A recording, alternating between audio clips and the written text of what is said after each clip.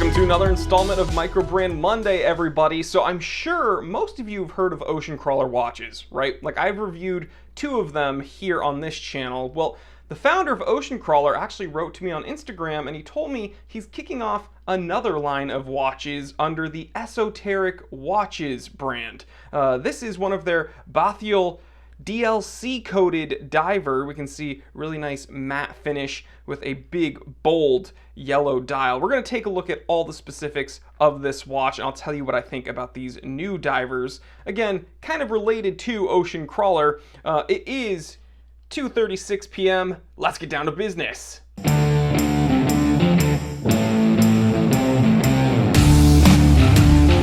Okay, so esoteric watches. Now, this one specifically is the esoteric Bathyal Oscuro. Now, Bathyal is relating to the zone of sea between the continental shelf and the abyssal zone. There's no way I had to look that up. And Oscuro means dark in Spanish. So this one being DLC coated, really nice finish. It just feels durable. I can tell that's probably what Oscuro is referring to, this dark, tough finish. Now, some of you guys may be asking yourself, what else came within the watch roll? Well, I believe this is, yep, a leather strap. Feels actually pretty thick. Not the most supple of straps, but at least it doesn't feel like total cardboard. Honestly, if you're getting the DLC coated variant, I would probably just wear it on the bracelet. I think it works very nicely that way. And then, let's see, oh, Esoteric. Esoteric watches, 5-year warranty for this Bathyal Oscuro. And yeah, while we have it laid down, let's take a look at the dimensions because I will tell you it feels like a beefy boy. 44 millimeters by 48 millimeter lug to lug. Ooh, cutting it close to 50 right there. And yeah, 14 millimeters thick. Let's separate that bracelet real quick. Okay, this is a thick boy right there. Actually, it doesn't look that thick on camera, but yeah, it feels beefy. So we can see that second hand sweeping nice and smoothly across the dial, and that's thanks to the Miyota 9015 regulated premium movement. Now, Miyota is owned by Citizen, and I believe their 9015 series is considered part of that premium line. 28,800 BPH gives it a nice smooth sweep. Does have hacking, does have hand wind. Again, Miyota probably more cost effective than, say, the Swiss counterparts like the Solitas and the ETAs, but it's no slouch, okay? I'd rather it be one of these premium Miyotas than, you know, like an entry-level Ronda or something. And as we pan in on this date window, we can see some nice beveled cuts. We can see a really nice border going on. It just pops on that dial, and it's funny because it's kind of reverse the contrast, right? Typically, we see a dark dial with a white date wheel, but here we see a light dial and a dark date wheel. I think it works perfectly. That matte date wheel just works with the DLC coating on the case, and again, gives you that nice bordered look. Definitely does not seem like an afterthought. Now, here, over towards the 2 o'clock, just below the 2 o'clock index, I do see a bit of an imperfection. It almost looks like a kind of dark spot. My editor Gato is going to have to go ahead and circle that for us. I'm going to go ahead and take a look at some of the other areas on the dial. Of course, I've only been with this watch for a few moments. Can I see that with my naked eye? No, but the macro lens is absolutely unforgiving. So now let's get into the price, okay? Because people want me to talk about the price earlier in these episodes. Well, this is not what I would consider within the entry-level space. It's not the most expensive diver out there, definitely not the most expensive diver we've taken a look at on this channel, but you know, it's a bracket above what I would consider the entry level. Right now you can find this on the Esoteric website. I keep wanting to say Ocean Crawler. You can find this on the Esoteric website for $7.99 on sale from $8.99. So, you know, this is going to be above the Orients and, well, where Seiko used to be. This is probably within that Seiko realm now, which is insane to me, but I digress. So yeah, this is not entry level. It's also kind of, I guess, what I would consider the second bracket up, right? You've already gotten your feet wet, no pun intended, with dive watches, and now you want to get something a bit higher end than your Orient, but you don't want to break into like the Swiss luxury realm. Right around $1,000, that's where this would sit. Now it is time to go over perhaps the most important part of these dive watch reviews, and that is the crown setting and function and the bezel test. Guys, every time I get a dive watch in the office, I need to check the crown setting and function. I need to check the bezel. Is this a viable timing instrument? Will I give this the T3 seal of approval to trust this while timing my DiGiorno pizzas? I don't know, guys. The suspense is killing me. Okay, I need to see if I can time a pizza with this baby. Ooh, I already see a little bit of glowing. By the way, Super Luminova all over this thing. We're going to test it officially in a moment. Now, let's start with the crown. So we do have a signed crown, almost like an onion crown shape. We definitely have some serrations. The watch came a bit dusty, but it's not tearing my fingers apart, which is great. You can see I actually have calluses on my fingers from actuating so many crowns. It is a threaded crown. This watch does have a 600 meter water resistance rating. It unthreaded quite easily, but I don't want to speak too soon. Let's go ahead and... All right, a little bit, it binds up a tiny bit upon threading it in. Unthreading, very smooth. You know what I think it is though? The DLC coating. I think the coating on the inside of the case here and the coating on the crown, they don't want to play nice with each other. So it binds up a tiny bit when you thread it in, but unthreading it, very, very simple. Let's go ahead and check the crown setting and function because this does have a date complication. One click here, first position, final position. Let's test it one more time. First position, final position. When I pull the crown out the entire way, excuse me, we can see the second hand does stop. This does have hacking. It also has hand wind. All right, let's move the handset around. We'll just go ahead and test it. Everything feels nice and smooth. You can see the date shifted as it should. All right, everything clicks into place.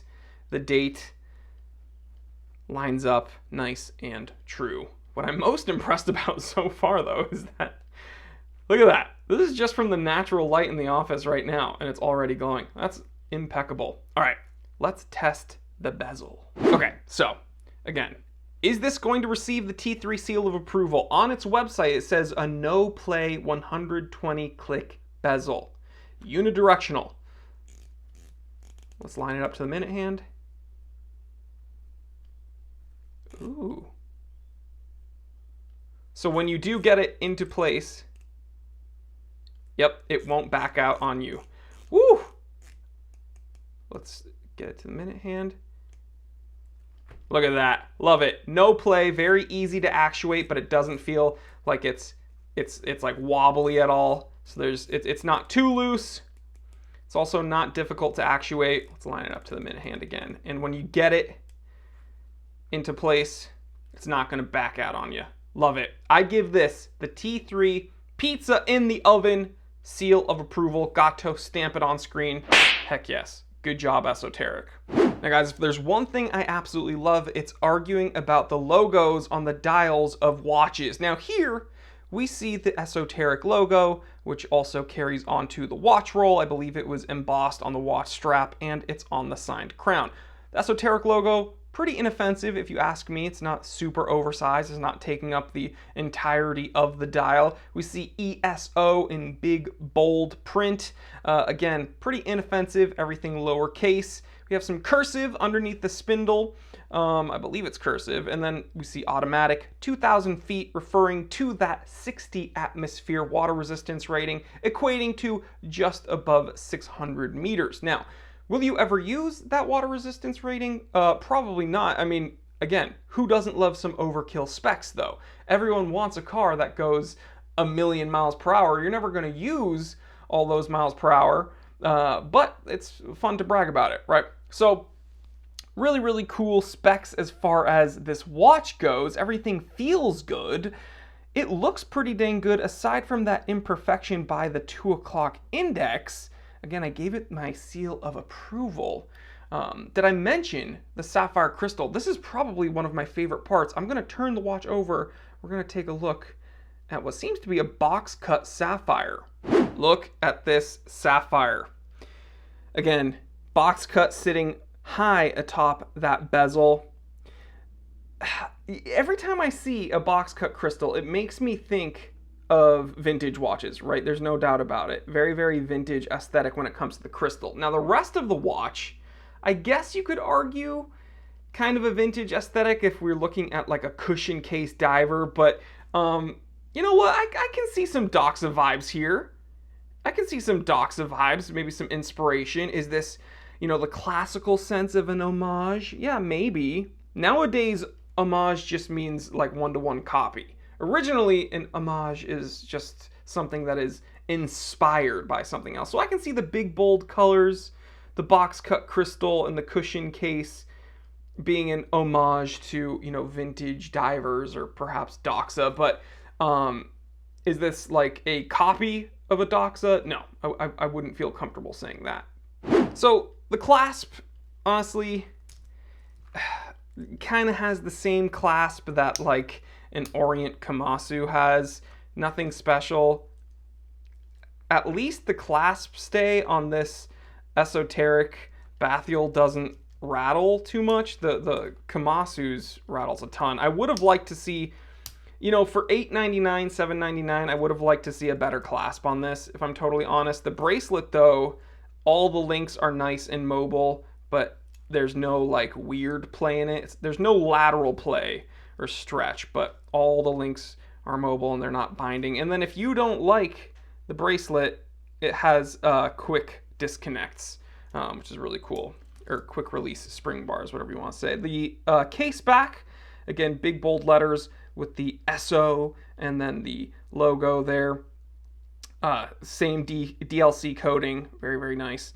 But let's go ahead and put it on the wrist. Again, I'm just caught up because this is the most disappointing part about the watch, for sure. This clasp, it's just cheap.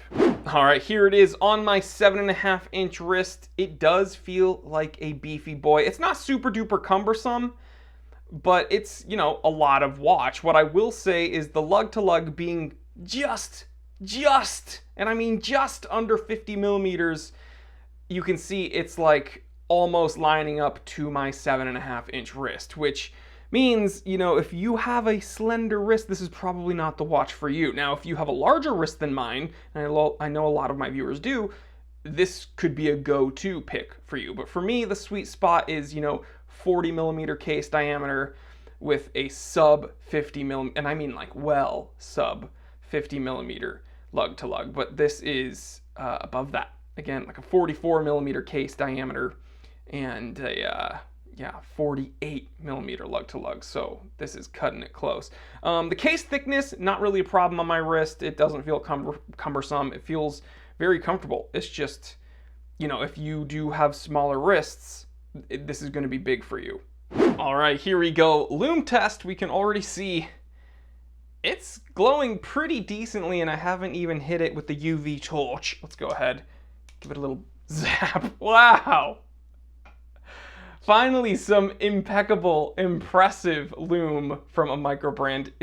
It's more difficult than you'd think, I guess. A lot of micro brand divers just do not have good loom. Look at this. Man, great job, Esoteric. I keep wanting to say ocean crawler. My notes just fell because I got too excited. Look at that.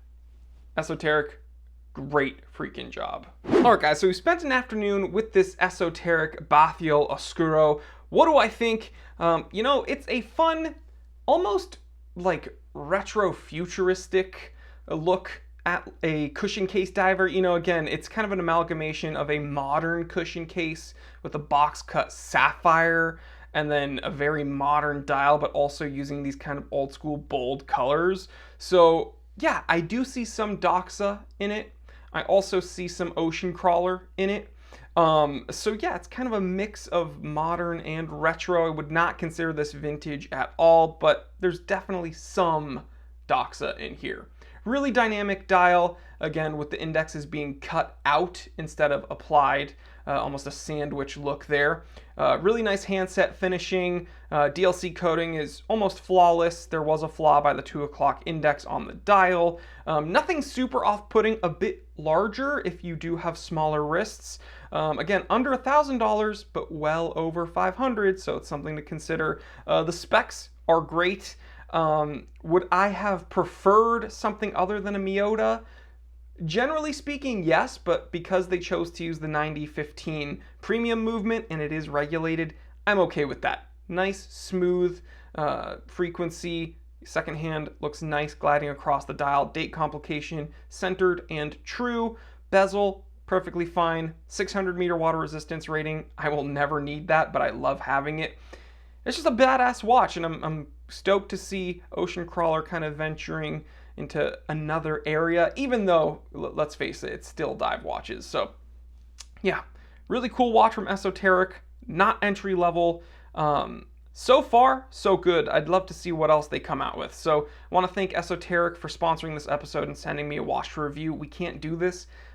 We can't do any of these microbrand Mondays without the help from these microbrand watchmakers. So I really do thank them. Thank you to my channel members for making it possible for me to film here every day. And thanks to my viewers. We broke past 163,000 subscribers and things are really picking up all because of you. And I'm just so thankful for each and every one of you guys. I love you. And yeah, thanks for making my channel a thing, period. Like, literally, this is all because of you. So guys, hope you're enjoying Microbrand Monday. I know I am, and I will see you on the next one. Stay happy, stay healthy, stay blessed. I'm Jory Goodman, the Time Teller, and always remember, I didn't invent time. I just tell it.